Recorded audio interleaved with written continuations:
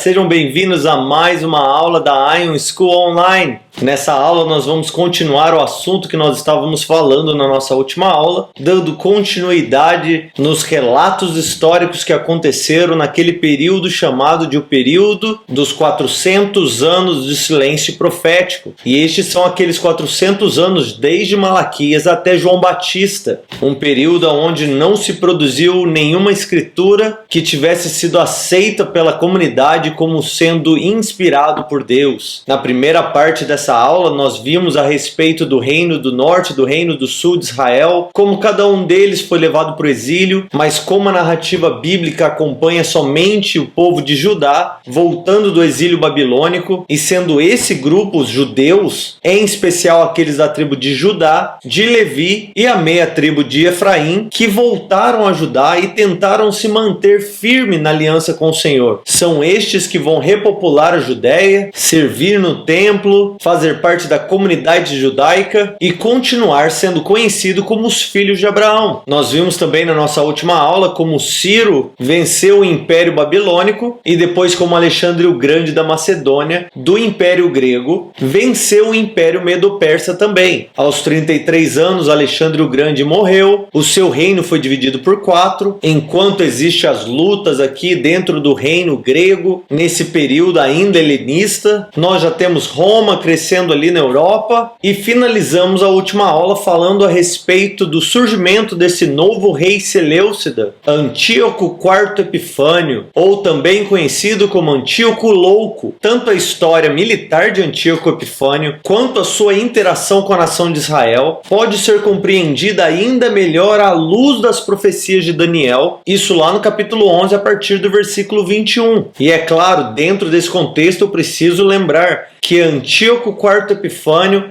é apenas uma sombra do anticristo que virá no futuro, e que mesmo que nós vejamos as suas ações dentro dessas palavras de Daniel, ainda esperamos também o cumprimento delas na vida e nas ações do anticristo que virá antes do retorno de Jesus. Então lá no versículo 21 de Daniel nós vemos o seguinte: depois este rei será sucedido por um homem vil, um homem mau, o qual não receberá a honra real, mas virá em tempo seguro e tomará o reino com engano, que é o que alguns sugerem a maneira que ele negociou o seu reinado com o Senado romano, libertando ele do exílio, e como alguns acreditam que ele teria assassinado o seu irmão para que ele pudesse entrar no poder, e agora Antíoco Epifânio se torna o grande rei Seleucida. Ele é o homem vil. Ele se levanta então, desce para o Egito, luta contra o Egito, toma todo o tesouro do Egito e volta para lutar contra a Judéia, porque ele está fixado de que ele vai implementar a helenização na Palestina, e os judeus em especial são aqueles que causam maior dor de cabeça para o reino. E é neste momento aqui que nós vamos entrar naquilo que nós chamamos de o período Macabeu. E este nome, período Macabeu, está associado a Judas Macabeu, que teria se tornado líder do movimento revolucionário dos Macabeus. Mas o nome da família de Judas, que eram basicamente os líderes religiosos da Judéia nessa época, era Asmon, de onde veio o nome da dinastia asmoniana, que é como são conhecidos aqueles sumos sacerdotes que também eram vistos como reis na Judéia e que vieram dessa linhagem de Judas Macabeu. Esse período dos Macabeus vai desde 167 até 63 a.C. Durante esse período, a figura do sumo sacerdote era visto como a maior autoridade da Judéia. Então aqueles que estavam nessa posição não somente ministravam ao Senhor, trabalhavam no templo, cuidavam do sacerdócio, mas eles eram também a maior figura política da nação. Por isso, aquele que era o sumo sacerdote também era o governador ou o rei da Judéia. E como um bom político, os sumos sacerdotes começaram a se tornar desleixados, deixando de lado a pureza, a santidade do sacerdócio e se entregando muito mais com essas intermediações entre a Judéia e os Seleucidas, os Ptolomaicos, os romanos. Eles eram esse cara que conheciam todo mundo, recebia poder de todo mundo, ajudava todo mundo. E como nessa época, depois da morte de Antíoco III, o reino ptolomaico havia tomado a Judéia, a Palestina em si como um todo e anexada ao seu domínio, então Antíoco Epifânio veio para a Judéia para tomar de volta, e ele se aproveitou da fraqueza do sacerdócio para fazer alianças com eles. Ele prometeu dinheiro aos judeus, ele fez acordos comerciais com eles, e é assim que ele ganhou a confiança dos moradores da Judéia. Nessa época em que Antíoco fez essas alianças com o povo judeu estava dividido em dois partidos. O primeiro grupo se chamava Hassidim, que eram aqueles judeus que queriam manter a aliança, queriam manter a tradição, não gostavam da invasão helenista e queriam manter o judaísmo puro como ele era. O outro grupo era do partido grego, que eram judeus que aceitavam a helenização. Para eles, na verdade, era bom que a helenização acontecesse, porque a cultura crescia, a modernização, a união dos povos, de certa forma aceitar a helenização facilitava as coisas com o imperador também. E esse grupo específico dos gregos era liderado nessa época por Simão e Jason. Esses dois caras que viam a posição do sumo sacerdote como a melhor posição para se estar, começaram a acusar Onias III, que era o sumo sacerdote nesse momento da história. Começaram a apontar para ele, acusando ele de crimes que ele nunca cometeu, para que Onias III pudesse ser morto ou pudesse ser preso, e eles de alguma maneira que tomaram o poder como sumo sacerdote. O pior dessa trairagem que estava acontecendo é que o próprio Jason era irmão de Onias III, e ele fazia parte de todo esse trama para fazer com que Onias fosse deposto, para que quem sabe ele se tornasse o novo sumo sacerdote. E ele era tão a favor da helenização que até mudou o seu nome. Antes era Josué e passou a ser chamado de Jason. E foi exatamente o que aconteceu. Eles conseguiram derrubar Onias III, o irmão de Jason, e Jason fez essa aliança aí com Antíoco IV e se tornou o novo sumo sacerdote. Como ele aceitava a helenização, isso estava funcionando muito bem, essas barganhas aqui com Antíoco Epifânio. Para ele, a posição de sumo sacerdote era político, e isso facilitou a helenização da Palestina. E assim foi que ele construiu ginásios de educação grega. Depois, o sumo sacerdote Jason, ele começou a enviar representantes judeus para os Jogos de Hércules, e para melhorar tudo ele até enviava presente aos deuses pagãos, tudo para manter uma boa imagem diante do rei. E enquanto esses judeus estavam disputando pelo poder, pela posição de sumo sacerdote, Antíoco estava aproveitando todo aquele cenário, ganhando cada vez mais terreno para já dar o bote e escravizar o povo de Deus. Durante esse tempo, Cleópatra, que era a esposa do rei Ptolomeu, ou o faraó do Egito, ela morreu assassinada lá em Alexandria. Antíoco IV ficou sabendo disso e foi rapidamente para lutar contra o faraó. Mas nessas guerras entre Antíoco IV e o rei Ptolomaico no Egito, o embaixador romano Pompílio Laenas ficou sabendo dessas batalhas e ordenou na hora que se cessassem essas guerras, porque Roma já estava reinando sobre todo aquele território. Estes reinos ptolomaicos, Seleucida, eles estavam apenas governando debaixo do reino ou do Império Romano, que ainda neste momento da história não era chamado de Império Romano, era apenas o Reino Romano. E aí nos versículos 29 e 30 do capítulo 11 de Daniel vai dizer assim: no tempo determinado ele invadirá novamente o sul, mas dessa vez não terá sucesso como da primeira, porque virão navios de Quitim, que é Roma, e estes navios virão contra ele, e isso lhe causará grande tristeza. Por isso ele voltará e se indignará contra a Santa Aliança e fará o que bem entender. Voltará e atenderá apenas aqueles que tiverem largado ou abandonado a aliança. E o que aconteceu historicamente como cumprimento dessa profecia foi que enquanto Antíoco IV Epifânio estava lutando contra o rei Ptolomeu, surgiu um boato lá na Judéia de que Antíoco teria morrido. E essa notícia soou muito bem aos ouvidos dos judeus. No meio dessa fofoca toda, aquele alvoroço, Jason, que tinha perdido o seu posto de sumo sacerdote para Menelau, voltou para Jerusalém e começou a atacar os judeus e cometeu um monte de crueldade contra os judeus naquela época, contra o seu próprio povo. A notícia do que estava acontecendo na Judéia chegou até Antíoco, que começou a achar que estava rolando uma grande rebelião na Judéia, então ele voltou correndo para a Judéia. Nesse momento, quando ele chega na Judéia, ele invade Jerusalém, mata velhos, mata jovens, mata mulheres, mata todo mundo que ele encontra pela frente em um número aterrorizante de mais de 40.000 pessoas mortas por ele nesse momento. Isso sem contar os milhares que ele levou para o cativeiro. Lá no capítulo 1 do livro apócrifo dos Macabeus, no versículo 29, nós começamos a ver essa história sendo contada com muitos detalhes. Então acompanha comigo essa leitura. O autor vai nos dizer assim: 2 anos depois, Antíoco enviou um oficial a cobrar o tributo das cidades de Judá. Chegou a Jerusalém com uma numerosa tropa. Dirigiu-se aos habitantes com palavras pacíficas, mas astuciosas, nas quais eles acreditavam. Em seguida, lançou-se de improviso sobre a cidade, pilhou-a seriamente e matou muita gente de Israel. Saqueou-a, incendiou-a, destruiu as casas, os muros em derredor. Seus soldados conduziram ao cativeiro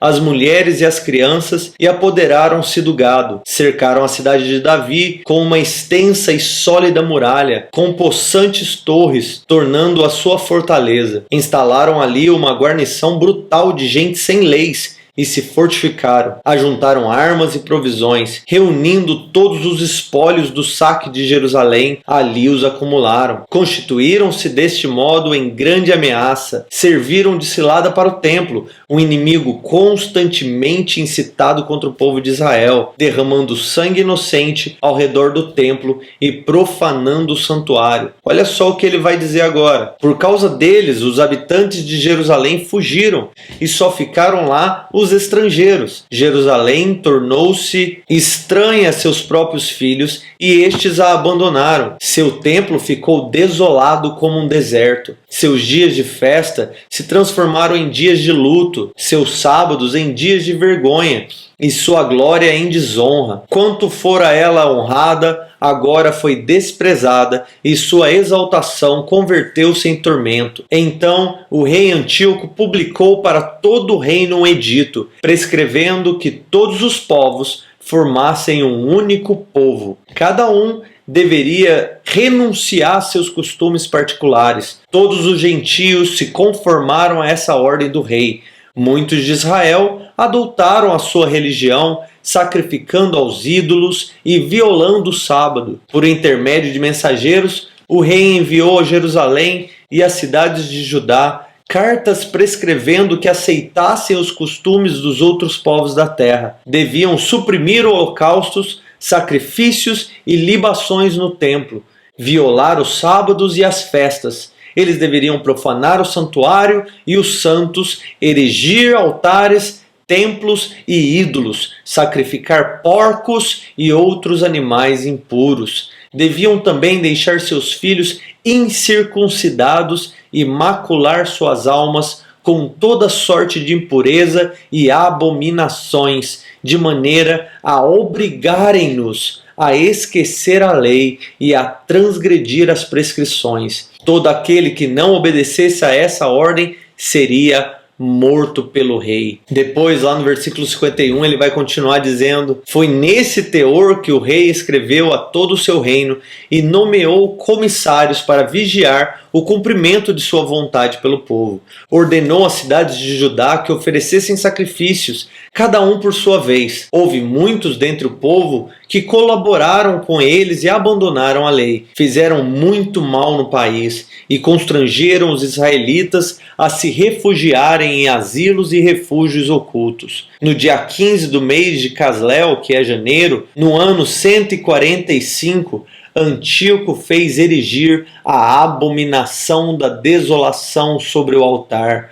Também construíram altares em todas as cidades vizinhas de Judá. Ofereciam sacrifícios diante das portas das casas e nas praças públicas. Rasgavam e queimavam todos os livros da lei que encontravam. Em toda parte, todo aquele em poder do qual fosse encontrado um livro do testamento, ou todo aquele que mostrasse gosto pela lei, morreria pela ordem do rei. Com esse poder que tinham, tratavam assim cada mês os judeus que eles encontravam nas cidades. No dia 25 de cada mês, sacrificavam no altar que sobressaía ao altar do templo, ficava acima do altar do templo. As mulheres que levavam seus filhos a circuncidar eram mortas conforme a ordem do rei, com seus filhos suspensos ao pescoço. Massacravam-se também seus próximos e os que tinham feito a circuncisão. Numerosos foram os israelitas que tomaram a firme resolução de não comer nada que fosse impuro, preferiam a morte antes do que se manchar com alimentos impuros. Não quiseram violar a santa lei e foram trucidados. Caiu assim uma imensa cólera sobre Israel. Então é durante esta invasão que Antíoco IV Epifânio quebra sua aliança com Israel, a aliança que ele tinha feito, dando liberdade a eles para que eles servissem ao seu Deus e mantivessem os seus costumes. Ele então cessa o sacrifício, coloca uma imagem gigante do deus Zeus dentro do templo do Senhor. E não somente isso, ele sacrifica uma porca no altar do templo de Jerusalém. A carne desse animal foi assada e os judeus, sob ameaça de morte, foram obrigados a comer. Piorando ainda mais tudo que eles já estavam fazendo, eles pegaram do sangue misturado com os excrementos da porca numa espécie de caldo nojento e borrifaram aquele caldo nojento sobre todo o altar, sobre todo o templo, profanando toda a casa do Senhor. Os judeus ficaram debaixo desse grande peso e dessa humilhação durante 2 anos, nesse estado de escravidão, de humilhação. No final desses 2 anos, quando todo mundo achava que estava melhorando, Antíoco enviou Apolônio lá para a Judéia, sob as ordens de Antíoco, para matar, para exterminar todo judeu que ele encontrasse, principalmente os judeus de sexo masculino. Ele chegou lá na cidade então com 22.000 homens, fingindo ser amigo dos judeus, comeu com eles, riu com eles, esperou até o sábado, porque ele sabia que durante o sábado os judeus não poderiam lutar. E quando os judeus saíram da sua casa para adorarem ao Senhor, eles começaram a chacina. Depois dessa grande chacina que aconteceu pelas mãos de Apolônio, o paganismo helenista estava firmado na Judéia. E qualquer um que desobedecesse, se apegando às leis e aos costumes dos judeus, eram mortos. William Smith, lá no seu livro Entre os Dois Testamentos, dá alguns outros detalhes a respeito desse tempo. Ele nos conta o seguinte: os pátios foram profanados com as mais licenciosas orgias, o altar foi coberto com abomináveis ofertas, a velha idolatria de Baal foi restaurada no seu obsceno aspecto, tal como fora levada à Grécia. As falácias bacanais de Dionísio, os exemplares dos livros da lei foram destruídos ou profanados com pinturas pagãs e obscenas. A prática dos ritos judaicos e a negativa de sacrifício aos deuses gregos foram castigados com a pena de morte. Famílias inteiras estavam sendo mortas por se negarem a comer carne de porco. É por essas e outras que Antíoco foi conhecido como Antíoco Louco. Então, enquanto tudo isso estava acontecendo ao redor de Jerusalém, ao redor do templo do Senhor, Matatias, que era da família asmoniana, se mudou com seus 5 filhos para Modena, que era um vilarejo entre Jerusalém e Jope. Esse Matatias era um sacerdote de linhagem direta de Arão. Ele poderia ter sido o próximo sumo sacerdote em Jerusalém, pois ele teria o direito de ser. Mas fugindo da helenização, ele levou os seus 5 filhos para fora da cidade, porque toda a sua família era fiel às leis do Senhor. Eles perseveravam nas tradições e ensinavam o povo a fazer o mesmo. Vendo tudo aquilo que estava acontecendo com o templo do Senhor, ele, seus filhos, o seu povoado, jejuavam vestidos de panos de sacos, clamando ao Senhor por misericórdia. E aí, enquanto Matatias servia como sumo sacerdote lá em Modena, Apolônio mandou um emissário para aquela aldeia para impor a apostasia e impor a helenização. Ele chegou lá com seus homens, obrigando todo mundo a sacrificar porcos no altar, tentando forçar Matatias para que ele fizesse isso. Alguns judeus ao redor de Matatias começaram a pressionar também: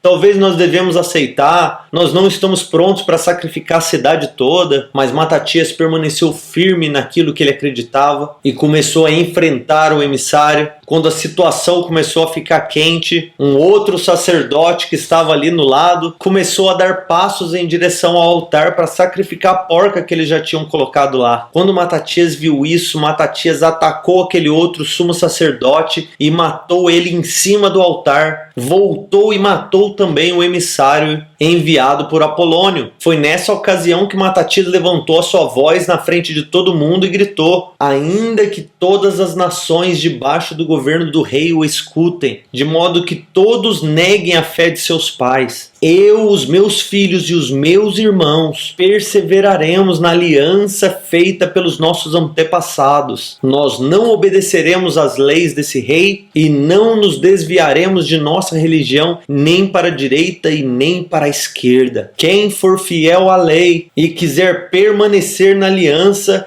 que siga-me. Matatias ali estava sendo tomado pelo zelo do Senhor, e foi no ímpeto da sua ira que ele matou aquele judeu, assim como um dos seus antepassados, Finéias, enfiou aquela lança naquele seu irmão judeu para acabar com a praga que estava acontecendo. Da mesma maneira, Matatias estava começando uma purificação em toda a região da Judéia. Ali, naquele momento, nascia a revolta dos Macabeus. Quando os seleucidas ficaram sabendo daquela revolta, eles revidaram enviando o exército, que encontrou um grande grupo de judeus escondido no deserto, esperaram até o sábado, e durante o sábado, onde eles não revidavam, eles mataram ali milhares e milhares de judeus. Enquanto isso, Matatias, seus filhos e um outro grupo estavam escondidos nas montanhas, quando eles ficaram sabendo de tudo o que aconteceu no deserto. Neste momento, Matatias convocou o povo a lutar, mesmo que fosse no sábado, já que isso seria considerado legítima defesa. E dessa maneira, os judeus lutaram ousadamente, lutando debaixo da liderança de Matatias, o sumo sacerdote. Mas depois de várias vitórias sobre os exércitos de Antíoco, Matatias morreu, e quem passou a liderar o seu exército foi o seu filho, Judas, conhecido como Macabeus, que significa martelo, e foi daí que veio este nome da revolta dos Macabeus, todos aqueles que seguiam Judas em todas as suas batalhas. Judas se fortificou, se tornando ainda mais ousado do que seu pai, já que o gosto da batalha já havia pegado ele, e em pouco tempo Judas já contava com mais de 6.000 homens em seu exército. Apolônio resolveu então acabar com a festa dos Macabeus e enviou contra eles um grande exército para matar todo mundo de uma vez. Quando Judas ficou sabendo disso, ele encorajou os seus soldados. Na verdade, soldados não, porque eles não eram chamados assim.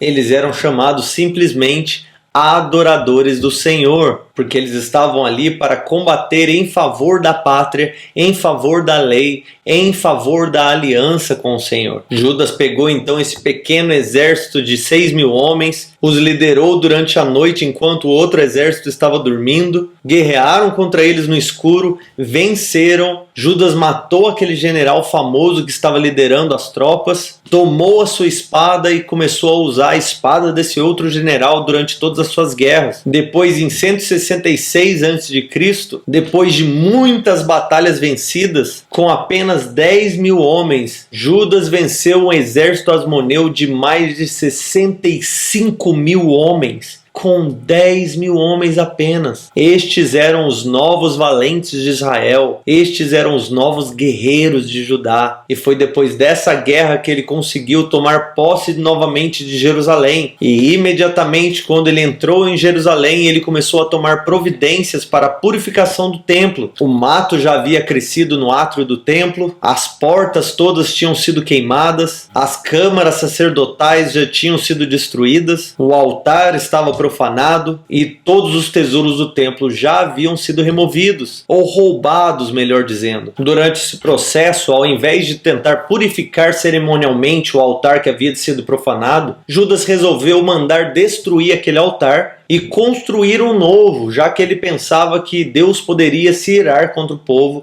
e mandar alguma praga. Então ele preferiu construir um novo, purinho, novinho, santinho, pronto para sacrificar ao Senhor. Foi no dia 25 de Xisleu, exatamente 3 anos depois da porca ter sido sacrificada no altar, que Judas dedicou o altar novamente ao Senhor. Aquele dia, esse momento da purificação, da dedicação ao Senhor novamente, é que ficou conhecido como o feriado da dedicação, também chamado de Hanukkah, a festa das luzes, que é chamada assim da festa das luzes, porque quando eles chegaram lá e o templo estava nessa situação. Eles reacenderam o menorá, mas eles tinham pouquíssimo óleo. Então aquele óleo deveria durar apenas uma noite, pouquinho. Mas eles precisavam produzir novo óleo, e miraculosamente o óleo que eles acenderam o menorá durou 8 dias, até que um novo óleo foi produzido. E por isso eles celebram esse dia como um dia de milagre, um dia que o Senhor aceitou o que eles estavam fazendo,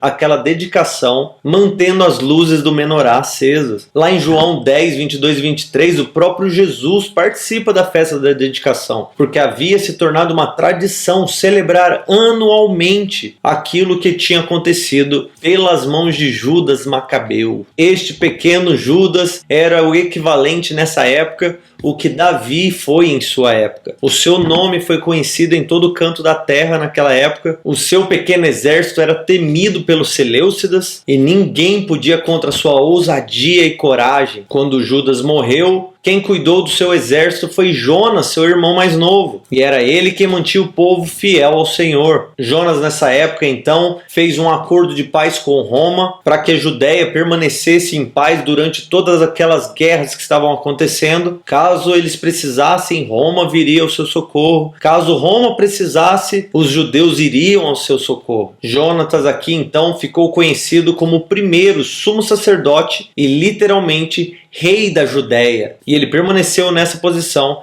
até o dia que ele foi morto por Trifão. Acho que seria interessante eu citar aqui que o fato dos Macabeus terem permanecido como uma linhagem pura do sacerdócio foi positivo, mas eles erraram, porque se eles fossem realmente fiéis à lei do Senhor, eles teriam colocado um descendente de Judá como rei da Judéia, e não um sacerdote da linhagem de Arão. Alguns rabinos até consideram este fato como um dos principais motivos pelo qual o livro dos Macabeus não foi visto com tanto esmero assim, porque estava evidente diante de todos que eles erraram, pois não podiam se assentar como rei sobre Israel. E aí, depois que Jonas morreu, quem reinou no seu lugar como sumo sacerdote e rei foi o último dos filhos de Matatias, Simão. Durante o reinado de Simão, que as últimas tropas dos inimigos de Israel foram vencidas e a paz começou a reinar em Israel.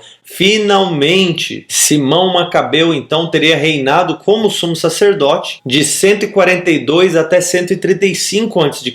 Os judeus, muito gratos aqui por tudo que os Macabeus haviam feito, resolveram honrar a família dos Macabeus, fundando a dinastia Asmoneana, que foi aprovada em 141 a.C.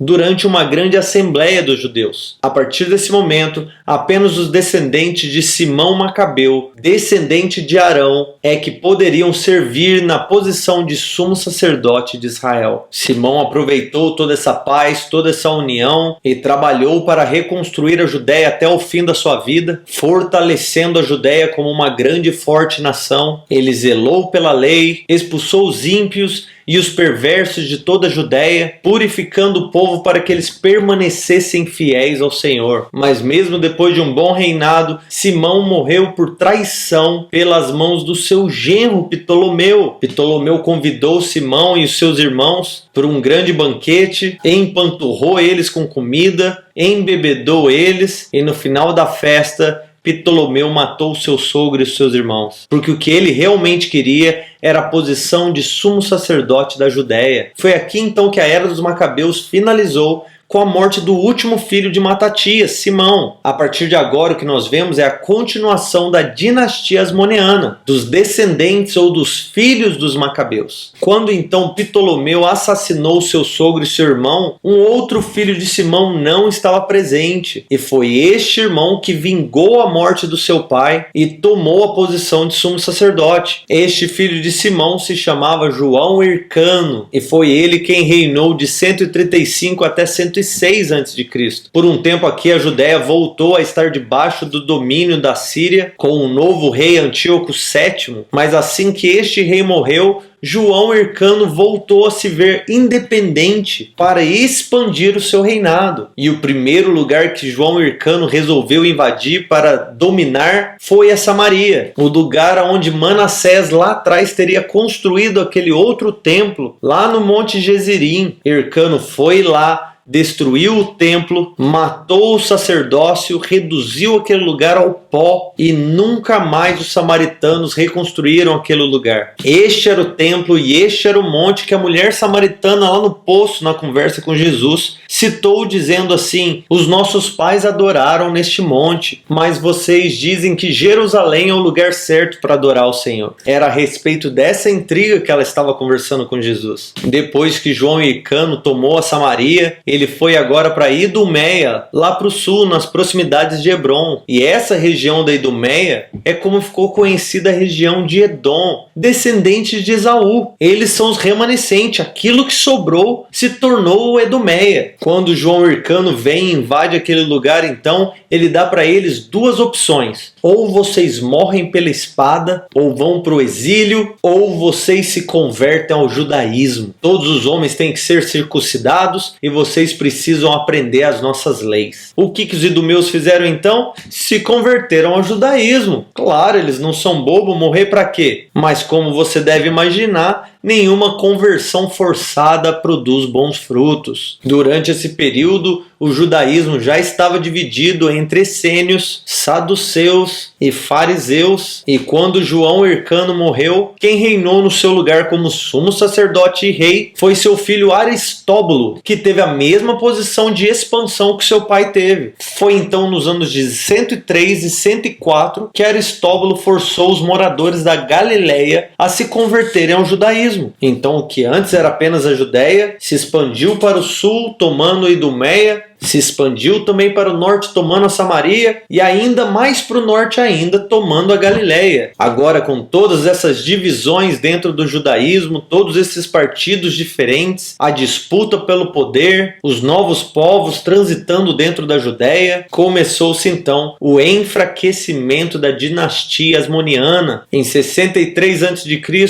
o general Pompeu de Roma invade a Palestina, anexando toda aquela região ao Império de Roma. E é interessante que quando ele invadiu Jerusalém, 12 mil homens se refugiaram dentro do templo, trancaram as portas e ficaram lá dentro. Os soldados de Pompeu esperaram 3 meses que eles saíssem e eles não saíram. Muitos deles já haviam morrido de fome lá dentro, e quando finalmente, depois de 3 meses, os soldados quebraram as portas do templo, invadiram aquele lugar e mataram todos os homens que estavam lá. E assim o templo foi profanado novamente com todo aquele sangue inocente derramado. E teria sido mais ou menos nesse tempo que o Sinédrio teria sido fortalecido ou estabelecido oficialmente. E isso aconteceu para descentralizar o poder da mão do sumo sacerdote, entregando aos governadores da região. Esse Sinédrio funcionava como um tipo de corte ou um tipo de senado na época. Eles que implementavam as leis, eles que comunicavam com os governadores da região, e eram eles agora que carregavam uma boa parte do poder de governar aquela região da Palestina. Agora, voltando ao assunto de João Hircano ter imposto aos idumeus de se converterem ao judaísmo. Imagine que agora eles faziam parte de Israel. Eles eram irmãos dos judeus. E por isso eles passaram a ter livre acesso a Jerusalém. Eles desfrutavam de privilégios, entrando e saindo, negociando, se casando, e foi assim que Antípatro, um idumeu, se aproveitou de todas as intrigas familiares, a luta por poder que estava acontecendo entre os judeus, se aliançou com o governo de Roma e tomou a liderança política da Judéia. Agora, enquanto a gloriosa fama dos asmonianos se apagava, o fulgor dos idumeus crescia em glória. Quem diria que Edom reinaria sobre Israel? Quem diria que eles se tornariam irmãos dos judeus? Esse idumeu Antípatro tinha 4 filhos: Fazael, Herodes, José e Feroras, e também uma filha chamada Salomé. Como rei de todo o território, ele dividiu em regiões, então ficou Galileia, Samaria, Judéia, com o anexo da Idumeia aqui na Judéia. Então o que Antípatro fez? Nomeou Fazael sobre o trono da Judéia, e Herodes, que tinha apenas 15 anos, tomou o trono da Galileia. Herodes desde cedo já demonstrava toda a crueldade, desprezando as leis dos judeus, ordenando morte e derramamento de sangue aonde ele achava necessário. E para se consolidar no poder, o que é que Herodes fez? se casou com a neta de João Hircano, chamada Mariana. E agora, depois de muitas intrigas com os judeus, finalmente Herodes pertencia à família asmoniana. Ele deveria ser aceito pelos judeus. Aí, lá em 44, depois da morte de Júlio César, o Império Romano foi dividido entre 3 generais. E estes 3 generais formavam um tipo de governo trino, que ficou conhecido como o Segundo Triunvirato. Estes 3 generais eram Marco Antônio, o amante de Cleópatra, Caio Otávio, que era o filho adotivo de Júlio César, e Lépido. Nessa época, debaixo do triunvirato, é que Herodes foi reconhecido por eles como o rei da Judéia, porque Herodes aproveitou toda essa movimentação política para fazer uma grande aliança com Roma. Ele traz para Jerusalém agora os fogos, as festas pagãs, mandou executar os membros do Sinédrio. Enquanto isso, em Roma, enquanto eles estavam lutando entre si com essas divisões de poder e de fama, no ano 31 a.C., depois de Lépido ter sido exilado e morto, Marco Antônio e Caio Otávio lutam e guerreiam entre si para ver quem é que vai dominar todo o Império Romano. Essa foi a Batalha de Actium, na Grécia. Durante essa batalha, Marco Antônio se suicida e Caio Otávio ficou sozinho para governar todo o Império de Roma. Naquele mesmo ano da Batalha de Actium, Jerusalém foi atingida por um grande terremoto e morreram entre 10 a 20 mil pessoas durante esse terremoto. Aí depois, no ano 27 a.C., Otávio aceitou o título de Augusto, que significa majestoso ou exaltado em latim. Ele então se tornaria o primeiro imperador de Roma e que deu início ao grande império de Roma nessa época. Herodes, como um bom vassalo, fazia de tudo para agradar Roma, para agradar o imperador, construía um teatro, um anfiteatro, promovia jogos em honra ao imperador lá em Jerusalém. Nessa época formava-se um novo grupo de judeus, os chamados zelotes. Estes zelotes seguiam as tradições firmemente dos judeus, evitavam o helenismo a todo custo e procuravam seguir os passos dos macabeus, porque o que eles queriam mesmo é fazer uma grande revolução e expulsar os romanos e todos os inimigos dos judeus pelas armas, com a luta armada, assim como foi com os macabeus. 10 desses zelotes então se juntaram para tentar matar Herodes. Herodes descobriu o plano deles e mandou matar todo mundo. Depois disso, Herodes foi para a região marítima, construiu uma cidade lá em 22 a.C., construiu essa cidade em honra ao imperador e por isso ele chamou ela de Cesareia. Essa cidade foi todinha construída no estilo greco-romana, cheia de teatros, anfiteatros, estátuas monumentais de Augusto, ginásios helenistas de ensino, porque o que Herodes queria é ser conhecido como amigo do império. E agora uma informação muito importante para você entender o que estava acontecendo no período do Novo Testamento. Aconteceu durante o ano de 20 a.C., enquanto os judeus estavam celebrando a Páscoa, que Herodes prometeu a eles que ele reconstruiria o templo, que havia sido afetado pelo terremoto que ocorreu. Ao invés de apenas reformar aquele templo, Herodes mandou demolir o templo construído por Zorobabel e mandou levantar um templo bem maior, todo no estilo greco-romano, todinho em mármore branco. E aproveitando que ele já estava destruindo todo esse templo antigo, o que ele fez? Mandou também destruir as genealogias dos sumos sacerdotes e dos sacerdotes que estavam dentro do templo. Isso para facilitar a manipulação do sacerdócio. O templo então começou a ser construído em 17 a.C. e 1 ano e meio eles já tinham concluído o pórtico, o santuário e o lugar santíssimo. Outras partes do templo também ficaram prontos lá para o ano 8 ou 9 a.C.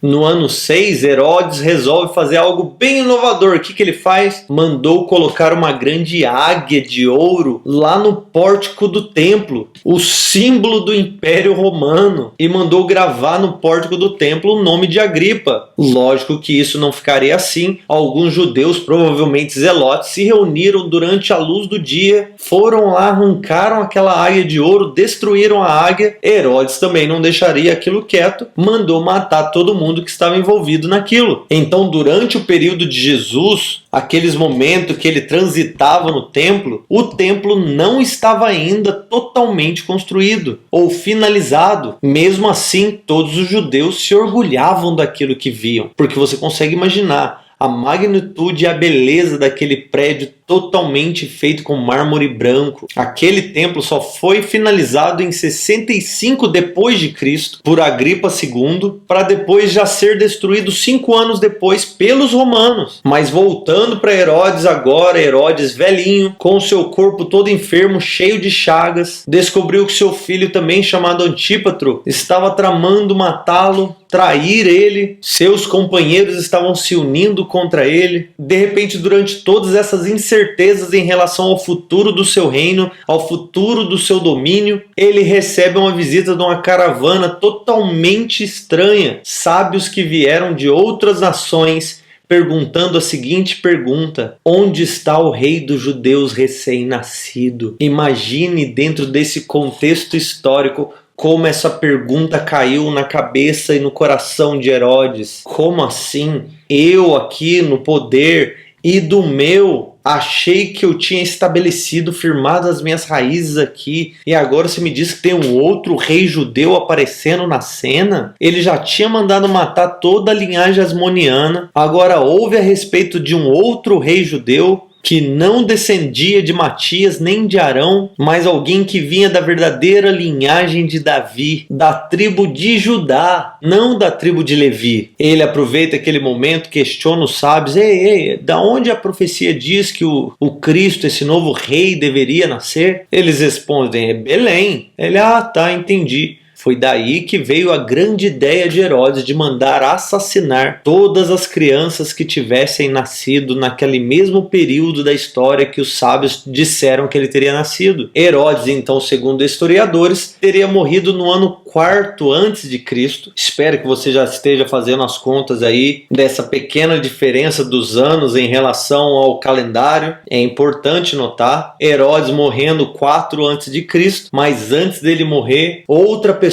também nasceu lá nos desertos da Judéia, o Elias de Malaquias, chamado de João Batista, e lá em Belém Jesus o Cristo teria nascido também. Depois da morte de Herodes, então, seu reino foi dividido para seus 2 filhos, e o governo da Judéia, Idumeia e Samaria ficaram para seu filho Arquelau, mas o governo da Galiléia e da Pérea ficaram para Antipas, o outro filho de Herodes. Arquelau, que ficou com o reino do sul aqui, ele era tão sanguinário quanto o seu pai. Já Herodes Antipas governava com um certo relacionamento com os judeus. Ele tinha bem mais calma e tranquilidade para lidar com os problemas. E foi por essa razão que quando José e Maria voltavam do Egito pelas ordens do Senhor, já que Herodes já tinha morrido, eles escolheram ir para Galiléia, onde Antipas estava governando, porque eles temiam parar ali na região onde estava sendo governada por Arquelau, porque eles sabiam como esse cara era sanguinário. A partir dessa época, Samaria oficialmente tinha se tornado uma província romana, e Roma mantinha dentro da Palestina um juiz ou um tipo de embaixador. No ano 26 depois de Cristo, então, chegava em Jerusalém o novo embaixador, ou o juiz romano para Jerusalém. O nome dele era Pôncio Pilatos. Quando Pilatos começou a derramar sangue judeu na sua chegada, Herodes Antipas se opôs a ele, e por isso eles não se batiam, não se davam bem. Essa relação só foi reatada durante o julgamento de Jesus. Então, aqui agora, resumindo toda essa ordem organizacional política que estava acontecendo nessa época, Israel tinha sido dividido em 2, basicamente. No sul, nós tínhamos Samaria e a Judéia, que estavam sendo governados por Arquelau, e ao norte nós tínhamos a Galiléia e a Pérea, mais para o oriente, e essa região estava sendo governada por Herodes Antipas. Estes 2 líderes que governavam sobre Israel, os 2 eram descendentes de Edom, mas toda essa região da Palestina funcionava como uma província romana, e como província romana, eles estavam debaixo do juiz Pôncio Pilatos, que era romano. Então, Pôncio Pilatos, Herodes do norte, Herodes do sul. Dentro da Judéia tinha também o Sinédrio, que tinha sua autoridade restrita somente à Judéia. Por isso eles não tinham autoridade nenhuma contra Jesus. Então, quando nós ouvimos que Jesus estava na Galiléia, ele estava lá em cima, debaixo da responsabilidade distrital de Antipas. Quando ele estava na Judéia, ele estava no sul. Quando ele estava em Samaria, ele ainda estava no sul. Ele morreu em Jerusalém, debaixo da autoridade